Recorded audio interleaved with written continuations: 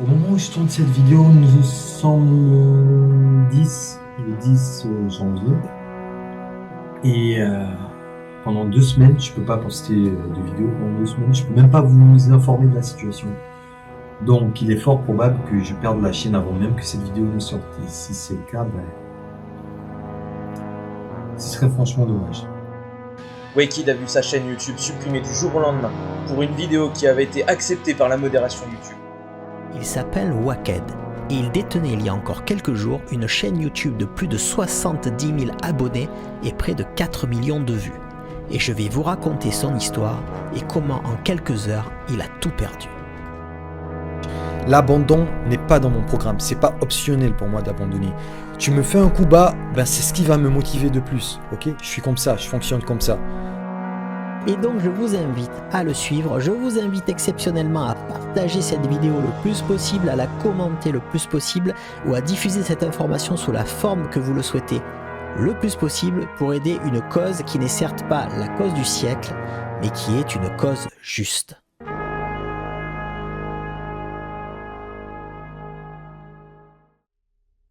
Les amis, je n'arrive toujours pas à croire que les événements dont je m'apprête à vous raconter me sont arrivés. J'ai comme l'impression que c'était un mauvais rêve. Ça s'est jamais passé. Il y a eu tellement d'émotions, tellement de choses qui se sont passées en si peu de temps que parfois je suis même obligé en fait de revoir les vidéos, de revoir ce qui a été dit et fait pour m'en rendre compte. Pour la première fois, je demanderai aux personnes qui n'ont pas le temps de suivre la vidéo de mettre de côté la vidéo et de la suivre quand ils auront le temps. Ça sert à rien de zapper. Aujourd'hui, il n'y aura absolument rien de technique. Il y a eu une histoire, il y a eu des événements. Et derrière cette histoire, il y a pas mal de leçons à en tirer. Pour vous dire, je ne sais même pas par où commencer. Ah si, j'avais promis que lorsque toute cette histoire serait derrière nous, j'offrirais ma chaîne secours à l'un d'entre vous. Et ça a été fait. J'ai déjà donné la chaîne au propriétaire. Il a été très content. Nous avons tourné une vidéo ensemble. Donc au moment où sort cette vidéo, ce sera certainement le samedi à midi. Une vidéo sera postée sur la deuxième chaîne. Ça sera normalement à 16h, donc je vous demanderai de vous abonner. Pour ceux qui ne sont pas encore abonnés à cette chaîne, je vous demanderai de vous abonner pour lui donner de la force. Et vous verrez de qui il s'agit. Pour le moment, je n'ai dit à personne. J'ai longtemps réfléchi avant de donner la chaîne. Il y a eu pas mal de candidatures. Et il y a eu pas mal de profils, en fait, qui ne s'étaient jamais lancés sur YouTube ou qui n'ont jamais posté de vidéo, qui me promettaient de se lancer et que ça pourrait les aider. Donc à cela malheureusement je n'ai pas pu donner parce que j'avais aucun critère pour pouvoir jauger et je trouvais ça injuste de donner à une personne qui n'a jamais rien tenté alors que derrière tu avais des personnes qui se battent depuis des mois, des années et sans espérer quoi que ce soit en retour. Enfin bref, on va revenir sur les événements. Tout a commencé le 1er janvier. Le 31 décembre, je me rappelle, j'étais invité à une fête chez des amis. Et je me rappelle m'être assis sur ce fauteuil, j'étais super relax, je me sentais super bien. J'avais enfin trouvé la formule qui marchait sur la chaîne. Et j'avais enfin pu me libérer des vidéos purement techniques. J'avais proposé le contenu des vidéos Hacking News qui vont continuer. Les vidéos Hacking News vont revenir avec une meilleure qualité d'image. Vous allez voir, je vous prépare vraiment du lourd. Et donc l'année 2020 finissait, on se disait que l'année 2021 ça allait être l'année où enfin on serait un petit peu libre parce que en ce temps-là il y avait pas mal de restrictions et on pouvait pas sortir comme on voulait. Le 1er janvier, pour me fêter la bonne année, YouTube m'envoie un email en me disant qu'une de mes vidéos a été supprimée. Sur le coup, je vous avouerai les amis que j'ai pas paniqué parce que ça m'est arrivé plusieurs fois d'avoir des strikes. Et ce que je trouve injuste parce que vous savez très bien que je n'ai jamais posté de vidéo en fait qui incitait à la cybercriminalité ou aux cyberattaques. Le lendemain matin, je reçois un autre email de YouTube qui me dit qu'une autre de mes vidéos a été supprimée. Et là, je commence à me poser des questions. Je me suis dit que c'est certainement une merde qui est en train de signaler mes vidéos et vu que le deuxième email avait été considéré comme un même avertissement, c'est-à-dire alors de me donner deux avertissements, ils m'ont donné un seul, je me suis dit c'est pas si grave que ça. Le 4 janvier, une fois de plus, je reçois un email de YouTube et cette fois-ci c'est pas pour une vidéo, c'est pour 3 je pense vidéos qui ont été supprimées. Et là je comprends. Mis à part le fait qu'il y a une petite merde qui signale mes vidéos, il y a eu un changement chez YouTube. Parce que des haters qui signalent les vidéos, ça arrive quoi. Je peux pas changer la mentalité des gens. Il y a des gens, ils sont comme ça, des haineux, on va pas les changer. Cependant, ils avaient toujours considéré que c'était le même avertissement. Donc, je n'avais toujours pas reçu de deuxième avertissement. Et moi, j'en avais marre parce que les avertissements, ça commençait à bien faire. J'ai supprimé toutes les vidéos qui n'étaient pas monétisées, les amis. Et ça n'a pas été facile. C'est 40 vidéos que j'ai perdues. Je pense que j'ai perdu 1 ou 2 millions de vues, sans parler des souvenirs à l'arrière de ces vidéos. Enfin bref, il y avait pas mal de choses qui étaient rattachées à ces souvenirs. Cependant, j'avais oublié 2 vidéos. J'avais oublié 2 vidéos qui sont passées comme ça devant moi. J'ai pas fait attention.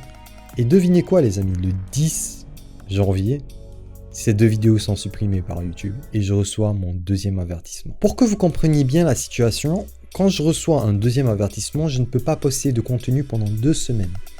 Et à tout moment, je peux perdre la chaîne. À tout moment. Je peux vous dire que ça n'a pas été évident. D'ailleurs, j'avais tourné une vidéo pour vous expliquer en fait de la situation et je me suis dit que je vais la poster lorsque les 2 semaines sont passées. C'est d'ailleurs la vidéo que vous avez vue en début de celle-ci où j'étais en vert, mais je ne l'ai pas postée finalement parce que j'étais beaucoup trop affecté. Et ça se voit d'ailleurs sur la vidéo. C'est pas dans mes habitudes de me montrer faible, c'est pas dans mes habitudes même quand j'ai mal de le montrer. Donc ce que j'ai fait finalement, j'ai retourné une autre vidéo et c'est celle que vous avez vue où j'étais beaucoup plus confiant et où je vous ai pas exposé exactement la situation. Et vous savez pourquoi? En ce moment, je me suis dit que si je vous dis que je reçois un avertissement et je perds la chaîne, certes, ça va vous pousser à vous abonner à la chaîne Backup, mais ça va aussi inciter les haters à me signaler.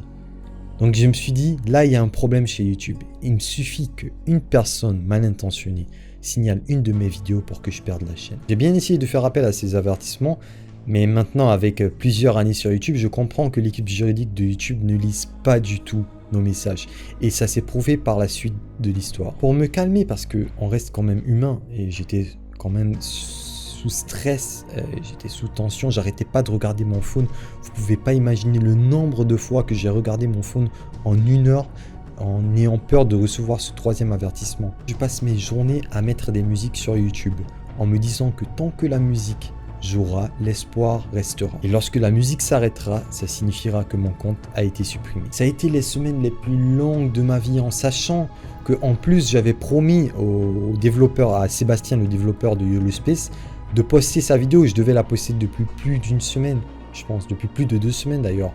Mais il a été très cool. Sébastien, si tu suis cette vidéo, franchement, merci pour tout ton soutien. On a échangé des messages très touchants, franchement, via Discord. Il m'a dit, écoute, nous, on n'a pas de planning dans l'équipe. Donc, tu fais comme tu veux, tu la postes quand tu veux, il n'y a pas de souci. Le 25 janvier, j'arrive enfin à poster la vidéo sur YOLO Space Hacker. Et en début de vidéo, je vous laisse un petit message pour vous avertir de la situation et pour vous inciter à vous abonner à la chaîne Backup. Le 28 janvier, je poste une deuxième vidéo sur la chaîne en vous expliquant de la situation sans entrer dans les détails. Comme je vous ai dit, je ne voulais pas inciter les haters à signaler ma chaîne. Et là, il y a eu quand même un soulagement. Je me dis, au moins, j'ai évité le pire. Là, même si je venais à perdre la chaîne, je recommence pas de zéro. Parce que imaginez ce qui serait passé si la chaîne avait été supprimée entre temps. Le 2 février, c'est à 1 h du matin que je reçois ce fameux email de YouTube. J'étais allongé en train d'écouter des audios de François Perus. Pour ceux qui connaissent, ça me permet de m'endormir. Et tout d'un coup, le son s'arrête. Je regarde le téléphone et il y a ce message. Alors pour vous dire dans quelle situation déjà j'étais psychologiquement dans cette période. Avant que la chaîne se supprime, je parle bien d'avant, j'étais vraiment impacté psychologiquement, même si ça ne se voyait pas. Il y avait pas mal de choses dues à la situation actuelle à cause du Covid. Il y avait pas mal aussi de raisons personnelles. Le fait aussi que les salles soient fermées depuis des mois, et pour toute personne qui pratique de la muscu, vous comprenez de quoi je parle. C'est-à-dire, je continuais les entraînements à la maison, mais l'entraînement à la maison, ça te permet de tenir 1 mois, 2 mois, mais ça ne te permet pas de te maintenir à long terme. Et du coup, j'avais perdu du poids et ça m'impactait psychologiquement, c'était affreux. Alors ça a été la cerise sur le gâteau. Quand j'ai vu ce message, pour moi, c'était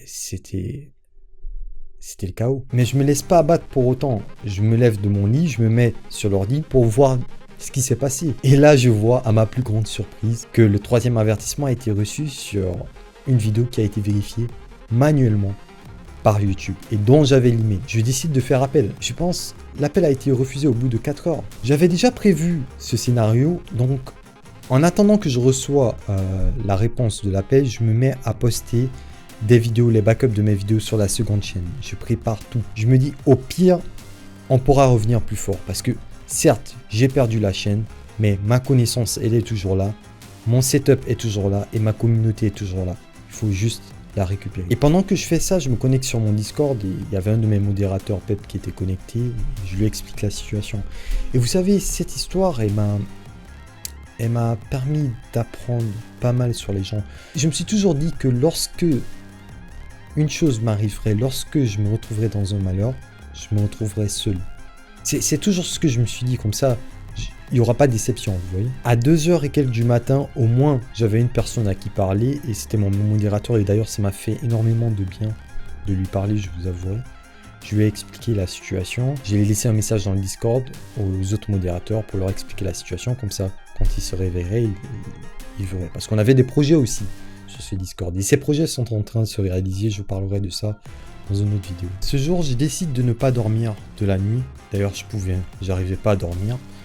Et comme je vous ai dit, je mets mon plan à exécution. Pour moi, j'allais faire mon comeback. Je me suis dit, la nouvelle chaîne, elle va atteindre les 100 000 abonnés cette année.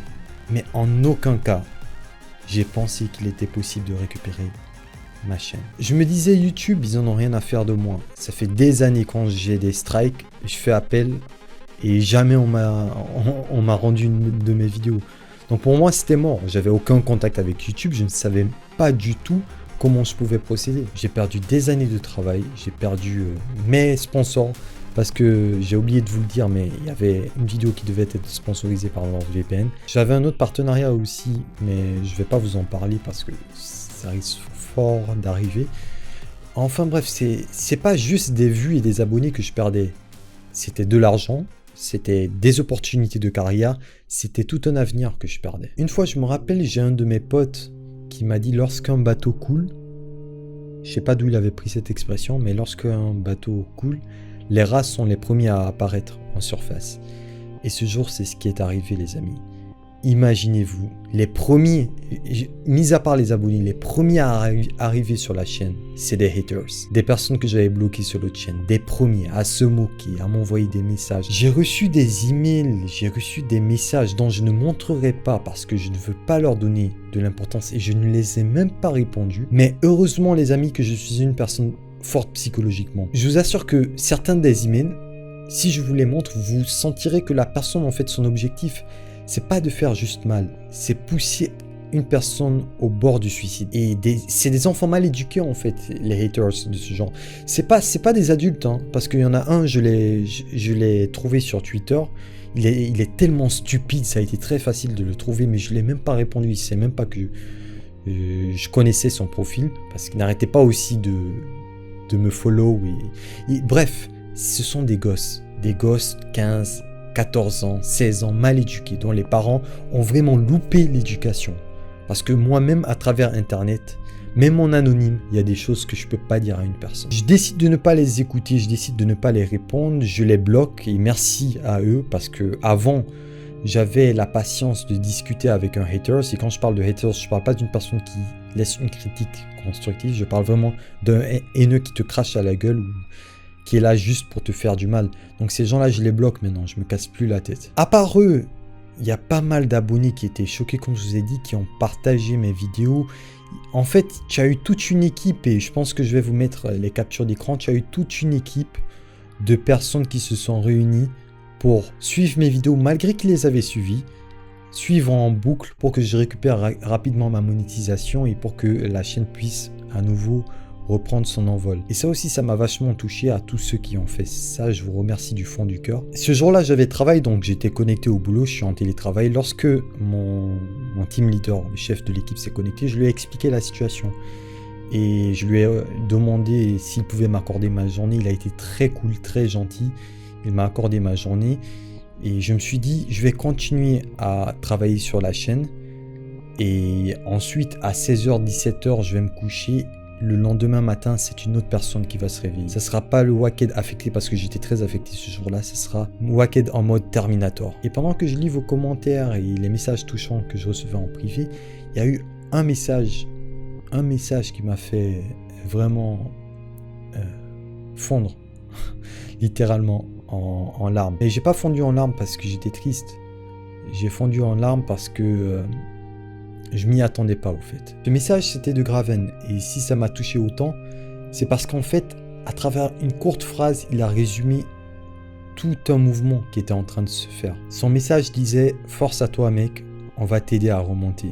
Et c'est le « on va t'aider à remonter » en fait qui m'a touché parce que dans ma vie, comme je vous ai dit, j'ai toujours été solitaire, j'ai toujours fait les choses de moi-même.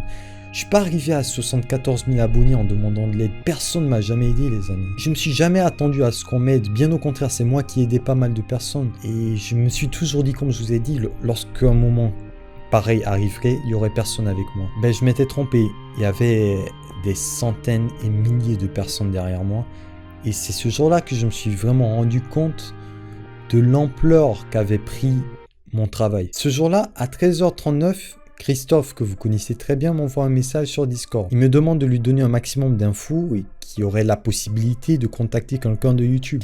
Je lui explique l'histoire que je viens de vous raconter, à savoir les strikes, l'email de YouTube qui confirmait que ma vidéo ne respectait les règles de la communauté et ensuite je me fais supprimer ma chaîne à cause de cette vidéo, etc. etc. Tout comme pas mal de personnes, il est étonné de la situation, il trouve que c'est du n'importe quoi, il me demande mon compte Twitter. Le truc c'est que je n'avais pas de compte Twitter, je voyais pas l'utilité d'avoir un compte Twitter jusqu'à ce jour et c'est grâce à Christophe en fait, c'est Christophe qui m'a demandé de créer ce compte. D'ailleurs pour ceux qui ne sont pas encore abonnés, vous pouvez me rejoindre sur Twitter, désormais je poste régulièrement du contenu dessus. Sur Twitter je poste mon histoire, je mets les captures d'écran, j'essaie de pinguer un tas de personnes dont Christophe m'avait donné les noms. La première personne à partager mon tweet, c'est Chaos, que vous connaissez maintenant.